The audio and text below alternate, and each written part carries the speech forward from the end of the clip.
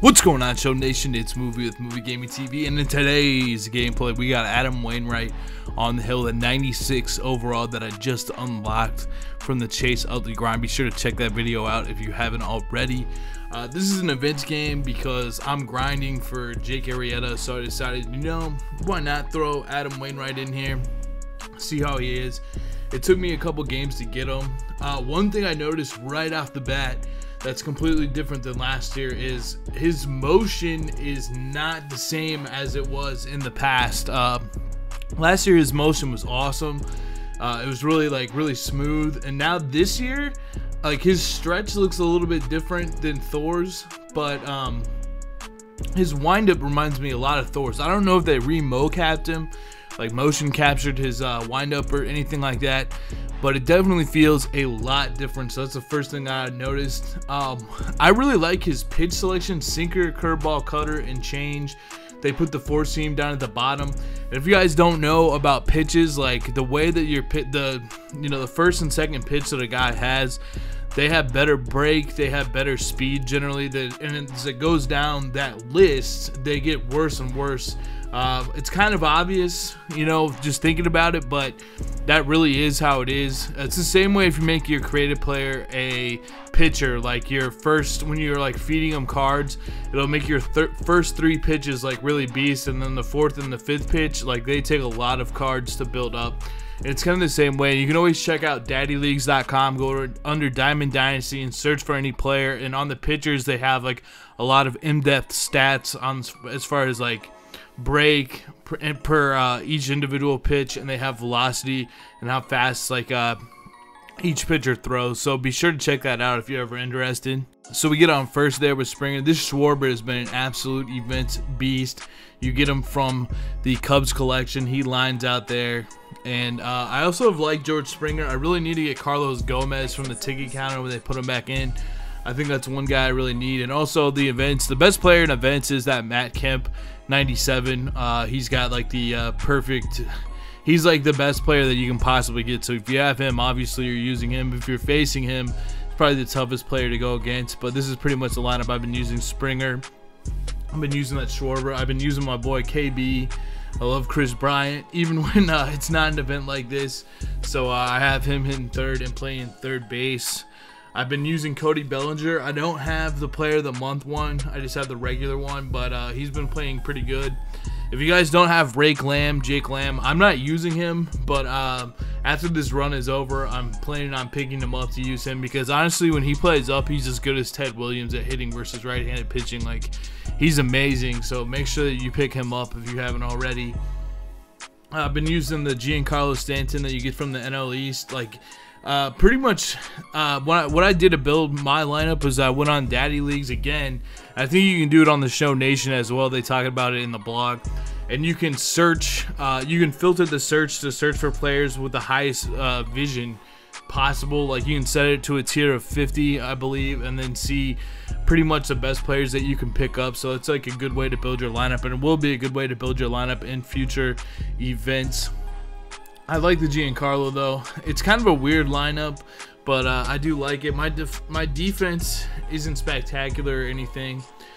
So Giancarlo shoots one past his third baseman there, and that's what's kind of interesting about events or BR is not everyone has max defense, especially in the outfield or around the bases. There's some more hits like that drop in.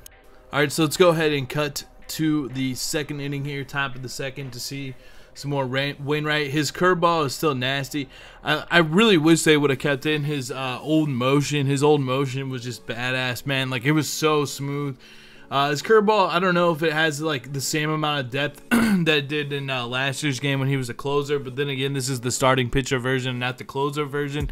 The closer version was amazing. The starting pitching version last year was in 96 as well. He wasn't in the top 5 or anything like that, and he's not in the top 5 now, or really anywhere close this season either. But he's kind of fun to use. Like I said, I like his pitches a lot. Sinker, curveball, cutter, and circle change are all solid pitches. He has that fastball, but you don't really need to use the fastball when you have the sinker. You can just pretty much use the sinker. It'd be nice if he had a slider. I do like circle changes a lot because they go real slow and they drop a lot. So how's you guys' events teams been doing, man? I'm starting to see some people get the 40 game. Jake Arrieta, that's definitely where it's at for this event. If you can make it to your PS4, I think somebody was saying you need to get like 4 wins a day to get the 40 wins if you play every day for events. If you can play more in one day, you know, you can probably get it done in a couple days. But I'm starting to see people tweet at me that they got their Arrieta. So congratulations to like Serenity, Trey, Eric Marino. If I'm left you out, I'm sorry. Go ahead and tweet me if you got him.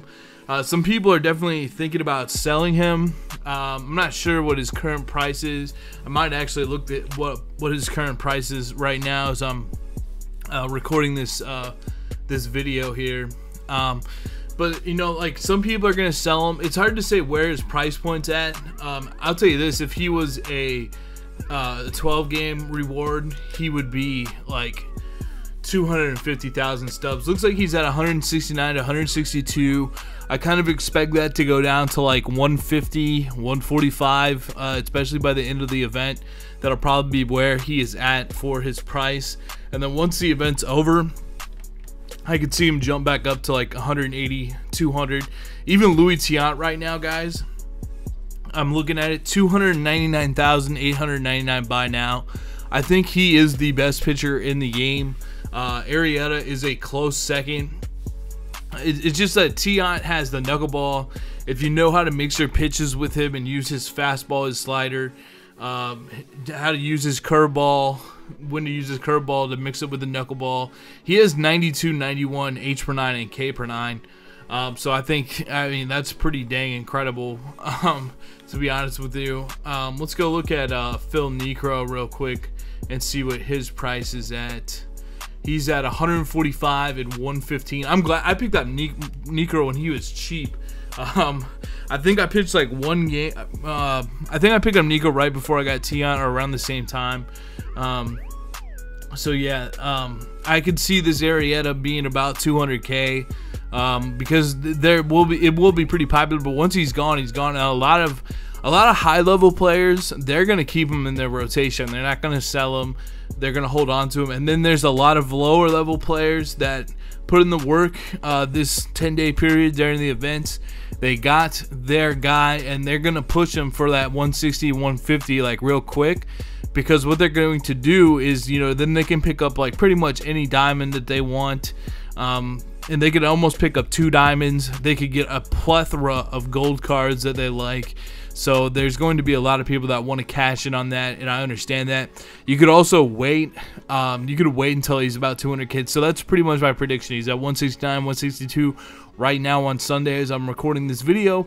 I expect them to go down to like 150, 145 towards the tail end of the event as people are trying to cash out and there's more of them available. And then once people have cashed out, the higher level guys that have a lot of stubs, either from BR or they put a lot of money on the game, what have you, that don't want to sit there and grind 40 games, they're going to pick them up at that 150 mark, and then they'll have them and won't resell them. So he'll go back up to like, I would think he'll go back up to 200K.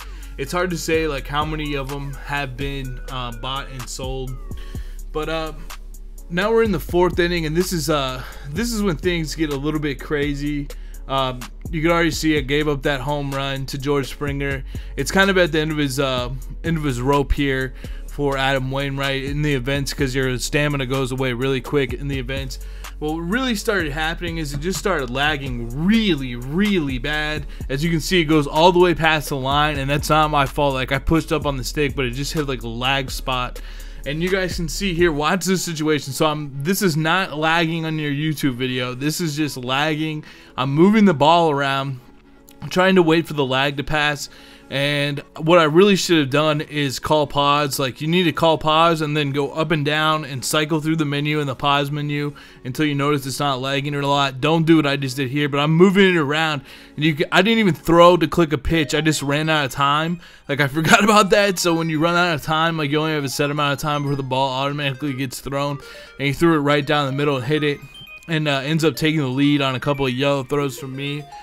So if you ever are noticing that when you're moving the ball around it's lagging, or you're moving your PCI around and it's lagging, make sure you call time. So now we're gonna go to the bottom half of the 5th here. I'm up. I end up taking out Wainwright at this point and pinch hitting Aaron Judge. Judge has pretty much been my pinch hitter. I've used Willie Stargell a lot, but when it's like in the 5th, it's like I want to get Judge up. I'll go right on right. I'm not really worried about that. End up smacking a double, which is awesome. And now we're gonna go to the pinch runner. I don't even know who this guy is, honestly. Like, he just got he was in my he had the low vision. It was a low overall, and so I just like tossed him in to kind of build my lineup. But he has like 74 speed, so I want to burn him so I can save like Adam Jones for later in the game if I need him. And it paid off right there because we had a ground ball to the right side, and he took off with some good speed and got to 3rd, so that was awesome. So he decides now, he looked at his bullpen for a little bit, but I cut that out of the video. He decides to walk Kyle Schwarber. And I thought for sure like he was going to bring in somebody else, but he's just sticking with Fister even though he's got low energy. When you have low energy, the PCI gets bigger. It's same with confidence. It makes the PCI get bigger. So if your guy gets low on energy, you got to be taking him out, especially in this event. So I'm being patient with KB here, trying to get my pitch. Here comes the pitch from Fister. Pulled that thing down the line past his 3rd baseman. I don't know why he had his 3rd baseman in like that. Hits off the wall. Schwarber's like really slow though, so we're gonna hold him there because he's basically like a 38 speed, even though it says like a 42. So it's now 2-2. We got Bellinger up. I'm thinking about putting Rick Lamb in there for him, but I do love Bellinger in this game.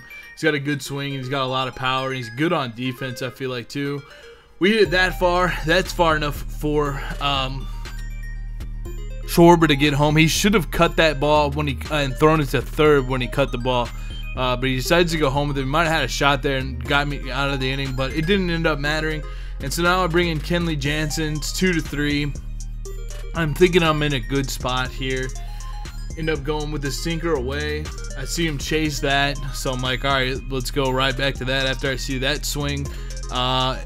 He ends up just making contact with it there, so we have an 0-2 count. I'm just going to go to it again. I don't want to give him something on the inside that he can pull.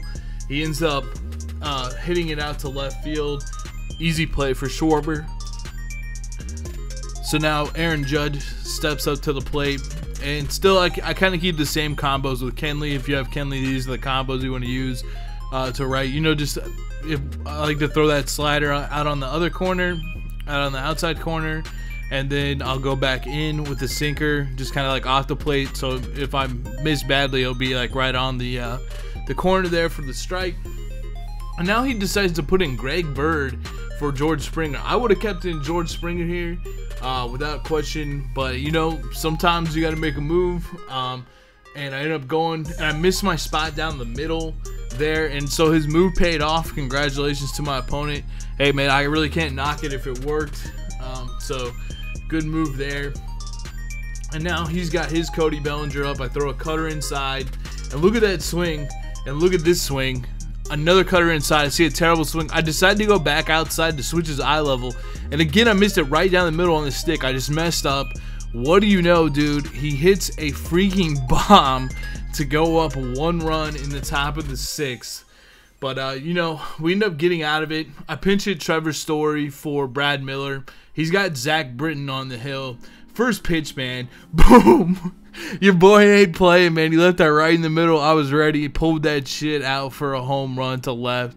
Like, he had to have been like, oh my god, you know what I'm saying? Like, he just got the lead, and like, but I was like, dude, I'm coming back. I know I'm coming back. Gary Sanchez is up now. Gary's been, he's definitely better versus right, and his splits will tell you that, but he's not too bad. Like, if you needed a budget catcher, he really wouldn't be too bad for you, I think. And then subs up Jed Jerko, the pack and play god from Cardinals pack and play squad from last year. He loves Jed. Jed actually has like a lot of power, especially versus right. I recommend playing him at second base in this event. He's not very expensive as far as I can tell. And so I think I ended up getting one with him here, but it just hits in the gap. And like I said in events, like not everyone has like amazing speed, usually in the outfield, depending on what the event is, obviously. So we double there with Jed. And now I'm going to go to that Adam Jones that I saved earlier. He's got really good against left. And my opponent, I doubt, probably knows that. I put my PCI in the release point. It stays right there in the perfect spot. Adam Jones hits one all the way to the wall. He can't make the catch. I thought it was going to go out for a home run, but it actually bounced for a ground rule double, and they gave me the run. Thank you guys so much for watching this video. I hope you guys like this video. Drop a like if you did. Hit that sub button, and I will see you guys in the next video. Peace.